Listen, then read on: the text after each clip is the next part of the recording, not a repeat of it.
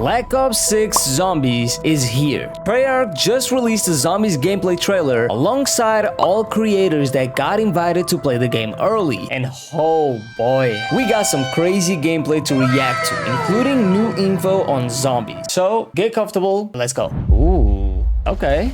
So this is the starting room. Quick revive, love that. Ooh, gobblegums, baby. Bro, it looks exactly like it did in BO3. Amazing. Pack-a-punch, okay. Oh, shit. That looks fire, bro. And the OG audio? Oh, yes. Ooh. Zetsubo no Shima vibes? Okay. New perk. Melee Macchiato or something.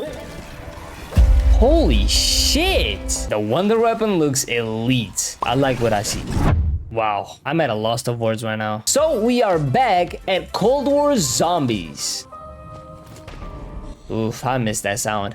Since it looks a lot like Black Ops 6 Zombies, might as well. And wow, I saw a lot of good stuff in that gameplay and a lot of bad stuff too. So we're gonna go through everything and I'm gonna make a list of cons and pros about Black Ops 6 Zombies. So not gonna lie, we got a lot of pros and a lot of cons. First off, let's start with the pros. First, we got the cross progression.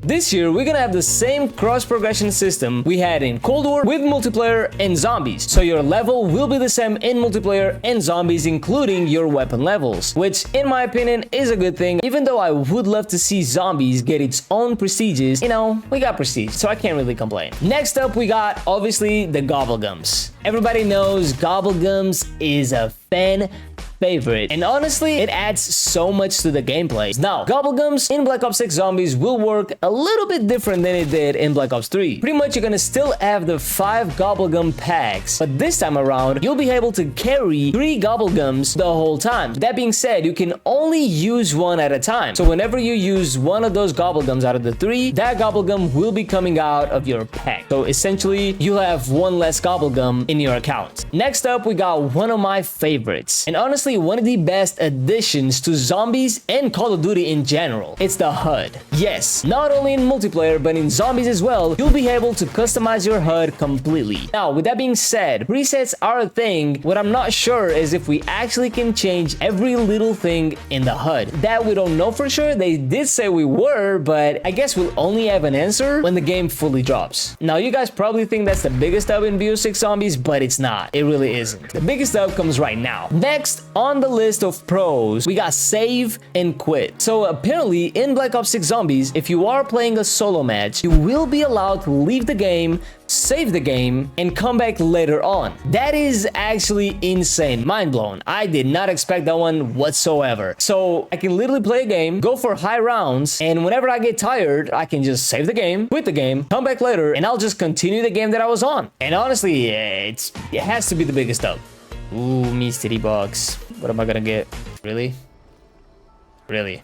I guess this is the perfect time to talk about number 5. Weapon kits. Yes, weapon kits, zombie kits, or whatever they called it. Pretty much the weapon kits that we had in BO3. You're gonna be able to actually customize your weapons, and then whenever you get access to that same loadout, to that same weapon during the game, doesn't matter if it is from the mystery box or from a wall gun right here, you'll be able to get your attachments, the camos, all the customization that you had prior to the game. Next on the list, we got a lot of pros. I thought we had less pros, I'm not gonna lie. Has to be the standard mode / guided mode. Now, with this, you might be a little bit confused, but in Black Ops 6 we are actually gonna have 2 different modes at least playable. We all know that every zombies map has its own Easter egg, but we also know there's people that don't do the Easter egg because they have no idea how to do it and they find it a little bit harder. So what Treyarch did, and I think it was the perfect way to do it, a week later from the standard game mode, so the normal game mode comes out and the normal map and Easter egg are solved, they're gonna release a mode called the guided mode, where pretty much you're gonna have a guide to help you complete the Easter egg of that same map. Absolutely love that. I love that. I think it's a good idea, and I think they did it in a way where it doesn't take away from, you know, the Easter egg grind and all of that for hardcore players. So I'm happy with that.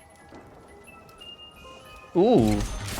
Love that. Last but not least, we got our last pro of Black Ops 6 Zombies. It has to be the storyline, aka the crew on Black Ops 6 Zombies. Now, I'm not saying that the crew is something special. We don't know much about them yet, but I will say this. The fact that we got a crew back and we are back to the maps actually making sense and being a part of the storyline, including having a set crew of 4 playable characters, it's a big W. It's one of the major flaws in this game, in Black Ops Cold War. Now, again, they should have never went away from that, but they did, and thankfully they saw their mistake and fixed it. And now, unfortunately, it's time to get to the cons. Number 1 for me has to be that nasty, disgusting armor system. Zombies, it's not supposed to be Warzone, okay? We don't need armor. We have Jug. It's way too overpowered. It takes away from Juggernaut. And let's be honest, you know, perks are supposed to be our power-ups, not armor. So yeah, can't say I'm happy with that. Unfortunately, I did expect it to come back in this game. I don't know if they are trying to make the game kind of look like Warzone, or if they just want to make the character overpowered from the get-go. I don't know what it is. It just doesn't belong in there. Also, still kind of in that topic, we got self-revives. Self-revives are also a big L for me because, again, it takes away from the quick revive perk. Come on. Essentially, quick revive gives you a quick fix. That's not the perk we love. Quick revive should be quick revive. Now, this time around, it will work a little bit different. We'll only get access to 3, but still, it doesn't make sense to me. I'd much prefer not to be in there. I think next, we got to talk about the loadouts. Now, that one is one of the biggest cons for me. In my opinion, Zombies is all about the progression, you know, kind of going from a weak character that has nothing to fight these zombies with to an overpowered character with insane perks and power-ups and Pack-a-Punch guns, and you know, it's all about the progression within the map. With loadouts, it kind of takes away from that. You still power up, but let's be honest, I start with the loadout, I don't really need to buy a gun. Yeah, other thing is, like I said, it just takes away from the mystery box and the wall guns. It just makes no sense for me to buy that. But yeah, I get why they're doing it though, because if you don't do it, it's gonna be super annoying to camo grind. So I completely get it. You know, it makes sense why loadouts are in the game, but at the same time, I just wish it wasn't in the game. Now, last but not least, we got the Pack-a-Punch animation.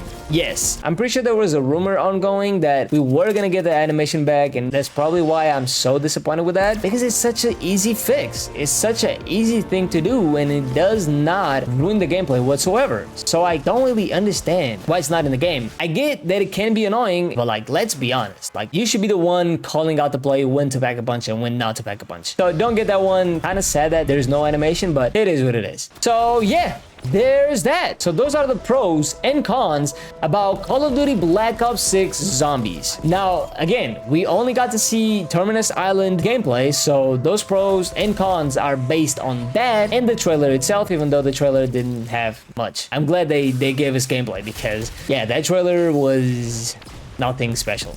So I can't wait to play it. It looks fun. Hopefully it is fun. Now, we did get to see a little, like a sneak peek of the map called Liberty Falls. I'm pretty sure it's gonna be a Transit remake or kind of like a Transit remake. But yeah, hopefully it looks amazing. I think Treyarch cooked for sure, but you know, there's some little tweaks there that could make the game go from, let's say, an 8 out of 10 to a 10 out of 10, you know? I'm excited to play. It looks better than I thought. And hopefully the HUD. The HUD is the biggest thing for me. Please make the HUD look beautiful. And I think the rest will go with it. So hopefully it'll be a vibe. Oh yeah, by the way, streaks, not a big fan of those either. How is this guy so strong now?